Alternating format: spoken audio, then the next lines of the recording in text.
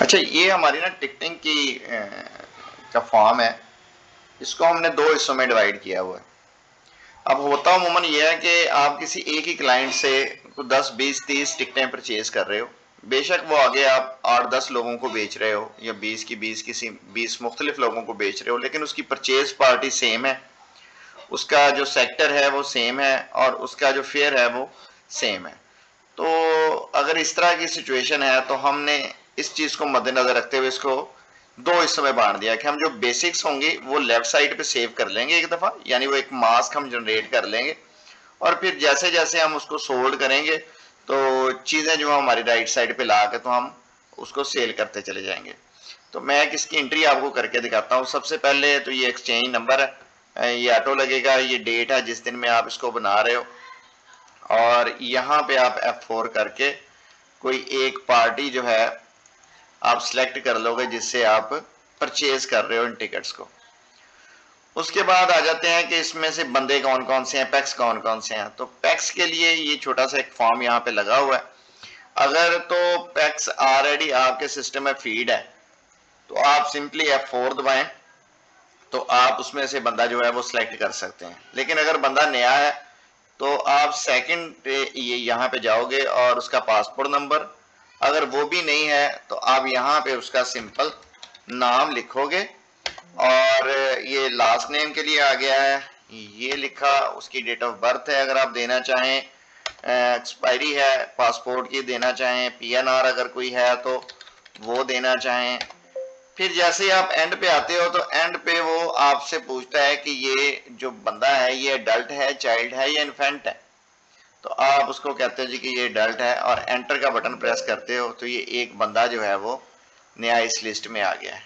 ऐसे ही अगली जो टिकट थी वो मैं मिसाल के तौर पे कहता हूँ हैदर अली के लिए है और ये जो है मैं इसको कहता हूँ ये चाइल्ड है, तो ये मैंने एक एंट्री इसकी भी कर दी।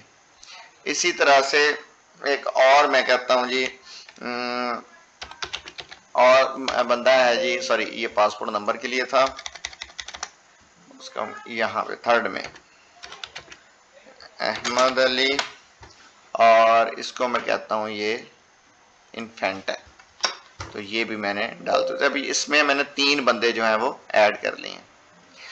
अब आ गया जी अगली जो चीज़ है इसमें, वो है इसका सेक्टर। तो सेक्टर में यहाँ पे मुझे ये बताना है कि उसको किस किस रूट के ऊपर ट्रेवल कर रहा है। अगेन अगर आपको उसके जो करेक्टर्स हैं, जो उसकी कंस्ट्रक्शन है वो पता है तो आप हाथ से भी लिख सकते हो, लेकिन यहाँ पे मैंने F4 लगाया है ताकि आप सेक्टर सेलेक्ट कर सको। मिसाल के तौर पर मैं कहता हूँ LHE-JED, ठीक है जी।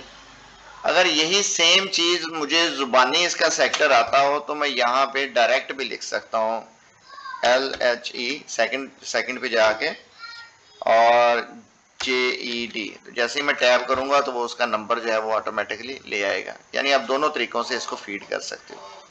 सेम एयरलाइन है, एयरलाइन में अगर मैं उसको कहूँ कि जी आपने यहाँ पे एयरलाइन सेलेक्ट करनी है, मुझे उसका 2 कैरेक्टर का कोड नहीं आता तो मैं F4 दबाता हूँ, ये मेरे पास सारी एक लिस्ट आ गई, मैं उसमें से सेलेक्ट कर लेता हूँ।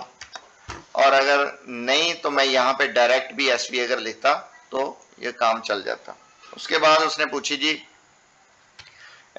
फ्लाइट नंबर, फिर उसने पूछा जी ये ट्रैवलिंग कब की है, कितने बजे की फ्लाइट है और वहां पे ये कितने बजे पहुंचेगी। मिसाल के तौर पे मैं कहता हूँ ये पहुंचेगी जी 6 बजे, ठीक है जी। उसके बाद वो क्लास पूछ रहा है और वो स्टेटस पूछ रहा है, ये एक सेक्टर फीड हो गया। अच्छा, इसमें सेक्टर, एयरलाइन और उसकी जो फ्लाइट नंबर, टाइमिंग ये मस्ट है, बाकी ये क्लास और स्टेटस जो है वो आप अगर देना चाहो तो ऑप्शनल है। उसके बाद मैंने जनाब इसका वापसी का सेक्टर भी अगर डालना था तो मैं यहाँ पे फिर अगेन F4 मैंने किया, अब मैंने JED-LHE कर दिया जी। एयरलाइन सेम है जी, जो फ्लाइट नंबर है जी वो मैं कहता हूँ जी ये है जी, वापसी जो है वो 25 की है और टाइम जो है वो सुबह 2 का है और पहुंचेगा यहाँ पे जी सुबह 6 बजे सपोज। और ये सेक्टर भी मैंने फीड कर दिया। जैसा कि मैंने बताया ये एक मास्क बन रहा है, यानी ये यहाँ पे इस लिस्ट में अगर 50 बंदे हैं तो 50 बंदों के लिए एक रूटीन सेट हो रही है कि उनका ये सेक्टर है, और नीचे अब हम उसके फेयर की तरफ आ गए। अब जो उसका बेसिक फेयर जो अडल्ट का है वो मैं लिख देता हूँ यहाँ पे, मिसाल के तौर पे मैं कहता हूँ 1,25,000 जो इसका बेसिक फेयर है, और चाइल्ड के लिए मैं कहता हूँ कि उसका जो बेसिक फेयर है वो है 1,10,000, और जो टैक्सेस हैं वो मैं कहता हूँ ये 98,000 है। इसी तरह से जो इन्फेंट के चार्जेस हैं, इन्फेंट के, अब इसमें एक इन्फेंट भी था, अगर ना हो तो फिर ज़रूरत नहीं है। इसी तरह से अगर चाइल्ड कोई बीच में नहीं है तो ये चाइल्ड का बेसिक फेयर भी अलग से डालने की ज़रूरत नहीं है, सिर्फ आप अडल्ट का डाल लो। कुछ लोग ये भी करते हैं कि ये इसको प्रॉपर टैक्सेशन जो है इसकी प्रॉपर एंट्री करते हैं, तो ये काफ़ी सारी चीज़ें अवेलेबल हैं। कुछ लोग ये भी करते हैं कि सारी लमसम अमाउंट ही उठा के जो है वो यहाँ बेसिक फेयर में डाल देते हैं। मैंने यहाँ पे इसको दो हिस्सों में बांट दिया, टैक्सेस मैंने अदर्स में लिख दिए हैं और बेसिक फेयर जो है वो मैंने अलग-अलग लिख दिया। अच्छा, इन्फेंट के जो चार्जेस हैं वो मैं यहाँ पे लिखता हूँ, मिसाल के तौर पे मैं कहता हूँ जी ये जो इन्फेंट के चार्जेस हैं वो तकरीबन 1,35,000 हैं, तो ये मैंने लमसम इधर लिख दिया। इतना करने के बाद ये मैंने इसको कर दिया सेव। जैसे मैं इसको सेव करूंगा तो इसको एक नंबर लग जाएगा।